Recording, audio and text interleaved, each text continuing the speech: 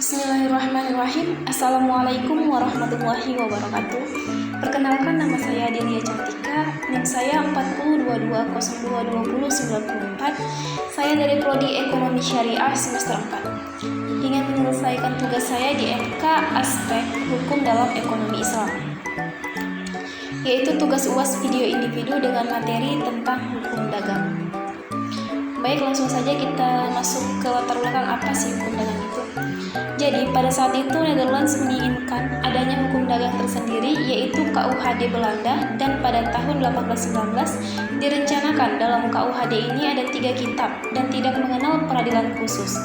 Lalu pada tahun 1838 akhirnya disahkan KUHD Belanda berdasarkan azas konkordansi KUHD Belanda pada tahun 1838 menjadi contoh bagi pembuatan KUHD di Indonesia pada tahun 1848. Tetapi pada saat itu hukum Romawi tidak dapat menyelesaikan perkara-perkara dalam perdagangan, maka dibuatlah hukum baru di samping hukum Romawi yang berdiri sendiri pada abad ke-16 yang disebut dengan hukum dagang. Baik, langsung saja masuk ke rumusan masalah. Yang pertama, apa yang dimaksud dengan hukum dagang? Yang kedua, jelaskan sejarah dari hukum dagang. Yang ketiga, sebutkan sumber-sumber hukum dagang. Yang keempat, apa yang dimaksud dengan hubungan hukum perdata dengan hukum dagang? Dan yang kelima, bagaimana berlakunya hukum dagang. Baik, masuk ke pembahasan, yaitu pengertian hukum dagang. Kitab Undang-Undang Hukum Dagang atau KUHD tidak memberikan pengertian mengenai hukum dagang. Oleh karena itu, definisi hukum dagang sepenuhnya diserahkan pada pendapat atau doktrin dari sarjana.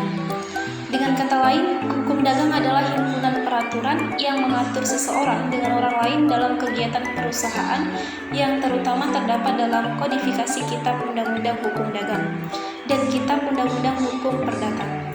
Hukum dagang pula dirumuskan sebagai serangkaian kaidah yang mengatur tentang dunia usaha atau bisnis dan dalam lalu lintas perdagangan. Kemudian masuk ke sejarah hukum dagang.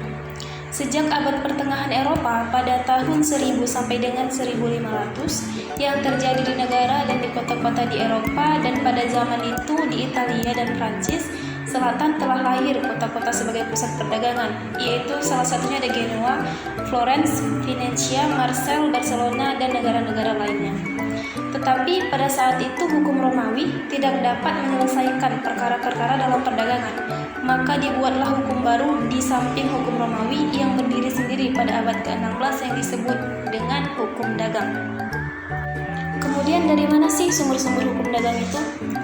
Yang pertama yaitu ada di Kitab Undang-Undang Hukum Perdata atau KUH Perdata, yang dimana KUH Perdata terbagi atas 4, yaitu yang pertama ada buku 1 mengatur tentang orang, buku 2 mengatur tentang benda, buku 3 mengatur tentang perikatan, dan buku 4 mengatur tentang pembuktian. Yang kedua yaitu dalam Kitab Undang-Undang Hukum Dagang atau disebut dengan KUHD. Dan KUHD terbagi atas 2, yaitu yang pertama, buku 1 terdiri dari 10 bab dan buku 2 terdiri dari 13 bab. Nah, terus bagaimana berlakunya hukum dagang? Materi berlakunya hukum dagang dapat ditemukan dalam teori hukum yang mengatur hubungan-hubungan dalam dunia bisnis dan perdagangan. Hukum dagang mengatur berbagai hal seperti transaksi jual beli, perjanjian dagang, perlindungan konsumen, hingga penyelesaian sengketa bisnis. Dan selanjutnya ada beberapa contoh kasus yang saya ambil pada hukum dagang. Yang pertama yaitu ada sengketa kontrak, yang kedua ada pelanggaran merek dagang, dan yang ketiga ada perselisihan antara mitra dan bisnis. Jadi kesimpulan dapat kita ambil dari hukum dagang yaitu hukum dagang terdiri dari beberapa unsur, yaitu peraturan mengenai tingkah laku manusia dalam pergaulan masyarakat. Peraturan itu diadakan oleh badan-badan resmi yang berwajib. Peraturan itu bersifat memaksa, dan sanksi terhadap pelanggaran peraturan tersebut adalah tegas. Hukum mempunyai sifat mengatur dan memaksa. Ia merupakan peraturan-peraturan hidup kemasyarakatan atau disebut dengan norma atau kaidah yang dapat memaksa orang supaya menaati tata tertib dalam masyarakat, serta memberikan sanksi yang tegas berupa hukuman terhadap siapa yang tidak mau patuh menaatinya. Sekian penjelasan tentang hukum dagang dari saya, semoga dapat dipahami. Mohon maaf apabila ada kesalahan atau kekurangan dalam penyampaian. Wabillahi taufiq wal hidayah. Wassalamualaikum warahmatullahi wabarakatuh.